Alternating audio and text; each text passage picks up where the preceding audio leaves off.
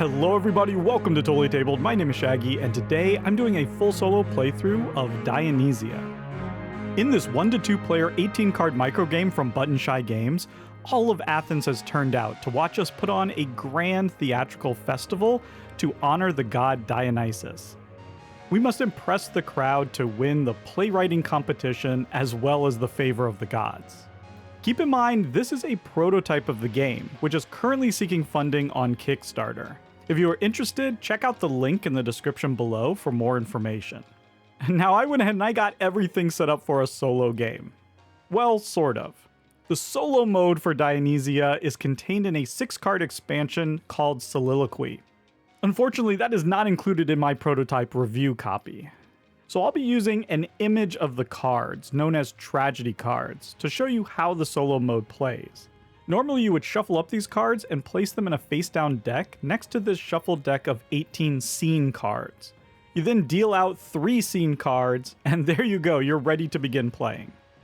Don't worry if you don't know how to play, because I'm going to teach the rules as we go, just like I always do. So let's just jump on in and get started. The game is going to last 9 rounds, and we're always going to be the start player. You want to leave room for your tableau and for your AI opponent's tableau, who's called Thespis. On your turn, you're just going to select one of these 3 cards and add it to your tableau. I think I'd like to take this one, They Love Me Not. And now I have to decide if I want to place this card in my Act 1 slot, my Act 2 slot, or my Act 3 slot. We're basically going to be building up a play in 3 acts, and each act is going to have 3 cards. I'm going to place this card in my Act 3 slot. And now Thespis goes, and they always just take the card that's to the right of the card that we took. And if we take the rightmost card, they'll just take the leftmost card. So they're going to take this one and add it to their Act 1. Now they're just going to keep building up their Act 1, then go to their Act 2, and then their Act 3. Now we're going to want to make sure that we look in this box right here, because that is either going to contain an in-game scoring condition, or there'll be some sort of immediate effect, like an instant reward. If the card we took had an instant effect, then we would resolve it immediately when we take the card. And if Thespis has an instant effect, then we have to draw one of the tragedy cards. I'll explain that when it happens. We now end the round by just refilling back to 3 cards.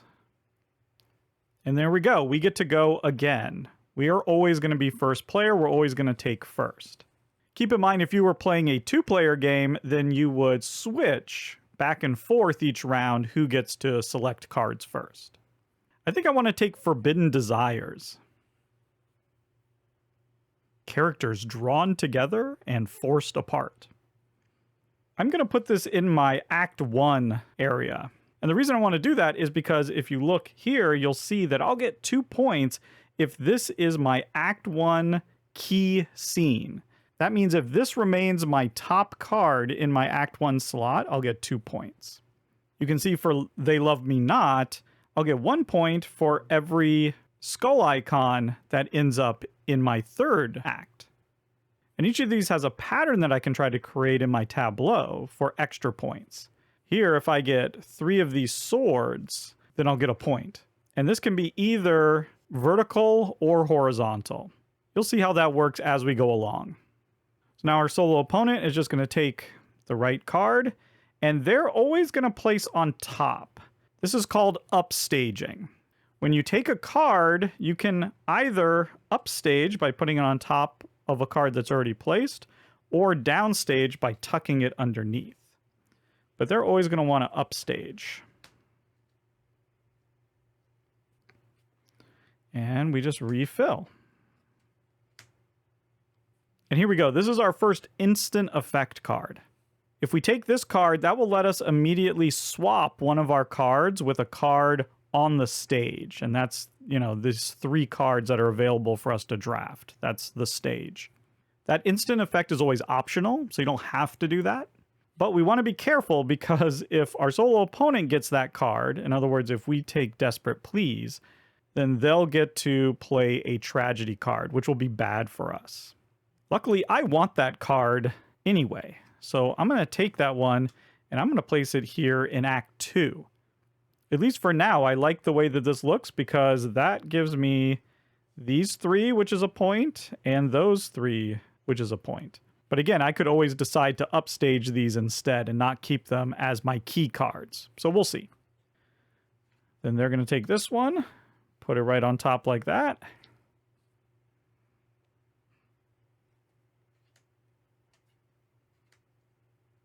Now I want to get skulls here in this Act 3. I'm building a tragedy, clearly. Ooh, and look at this. I think I'm actually going to take this Uncertain Visions.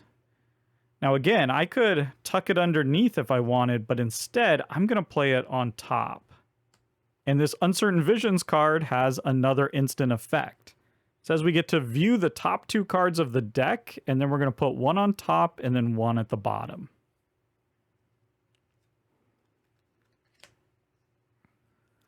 I actually really like this Doomed Prophecy, so I'm going to put that on top and then put this one at the bottom.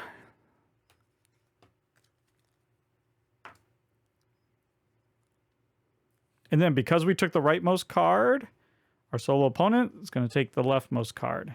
And they're going to start their Act 2. And really, we don't need to worry about what they're taking unless it has an instant effect. That's the only thing that's really going to do anything to us. Okay, yeah, this is perfect. Yeah, I want to take this Doom Prophecy, and I want to downstage it right here. I'm going to tuck it underneath, so only the icons are showing. And that works great, because not only does it give us a skull, which will be a point, but it makes another one of that pattern, so that'll be another point. Keep in mind, these patterns cannot be like flipped around, so you have to start the pattern from the left and move right, or from the top and move down. So if we could get another one of these orange, I don't know, whatever they are, cups or bowls or whatever, right here or here, then we could get more of those. So far this is going well. And then they're going to take this one.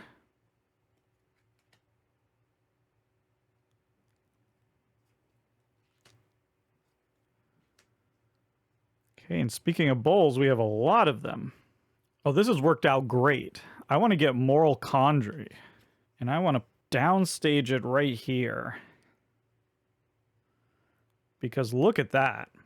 That not only gives us 3 of these swords, but it also gives us the 2 skulls and the bowl. We'd love to get another sword right there. We have another one of those. Okay, they're going to take Deify.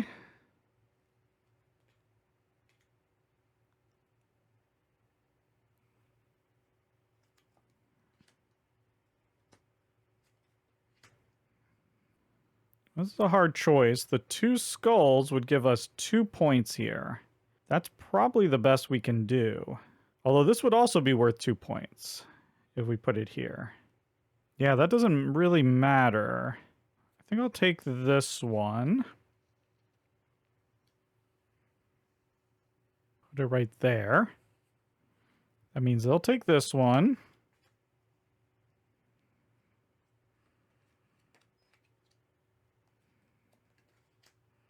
Oh no.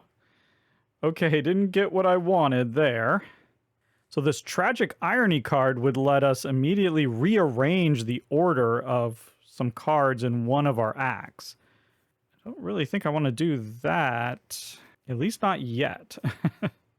Now I could ignore this, because this is only giving us 2 and 2, so that's just giving us 4 points for this card right now. And it looks like I'm not going to get another sword unless this card is a sword. Oh, and I put it there, so I should remember what it was, but I've forgotten. This would be worth 4 points if we score each of our patterns at least once, but that would require... Oh, and we would. So yeah, maybe this is what we want to do. Friend turned foe. And we'll actually make this the key scene, because then we'll get those 4 points. Yeah, because we'll still have that one, and we'll have that one, and that one, of course. Yeah, and if we can get another skull down here, even with that, then we're good. Okay, I think that's good. They're going to take that, and then we'll just have these left. Yep, and this is an easy choice. We pop this down here.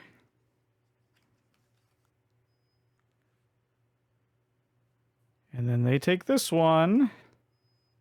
And there we go. That's the end of the game. We're all ready to score it up. So for our Act 1, we're getting 4 points if we have completed at least one of each of our patterns. And we did do that. So that's going to be 4 points there. And then we have that pattern here and here. So 2 times. So we're getting a total of 6 points for Act 1. For Act 2, we kind of screwed up, and we only have that pattern 1 time. I meant to try to do that a few more times, but then we got sort of messed up here. So we're only getting 2 points for Act 2. So 8 points in total. And then here we're getting 1 point for every skull. So 1, 2, 3. And then we've completed that pattern 1, 2, 3, 4 times. So that's going to be 7. 8 plus 7 is 15.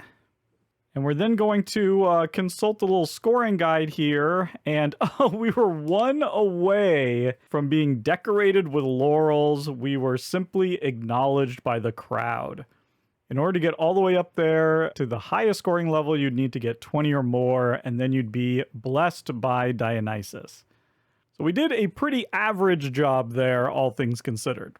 Now, there's a few ways that you can make the game harder or easier. If you want to play the beginner mode, you can actually ignore the tragedy cards altogether, which we managed to avoid getting any tragedy cards in this game. So you can just play without those. If you want to make things harder and do an expert mode, then you would actually draw a tragedy card when your solo opponent finishes either Act 1 or Act 2. And then during scoring, you would actually look at their key cards, the cards that are on top, and you would score those. You wouldn't score the patterns, but you would score just the scoring effect boxes. And then whenever they score from that, you would subtract from your score. So in this case, they would have gotten 3 points from this. They wouldn't have gotten that one, and they would have gotten that one. So we would have had to subtract 3 points from our score if we were playing the expert mode. Now let's take a quick look at those tragedy cards because we haven't seen them. Here they are. There's 6 of them. When you draw a tragedy card, you just resolve its effect. And you can see here it makes things a little bit more difficult. Sudden Inspiration means that Thespis is going to just take the top card of the deck, so you have less control over what they get.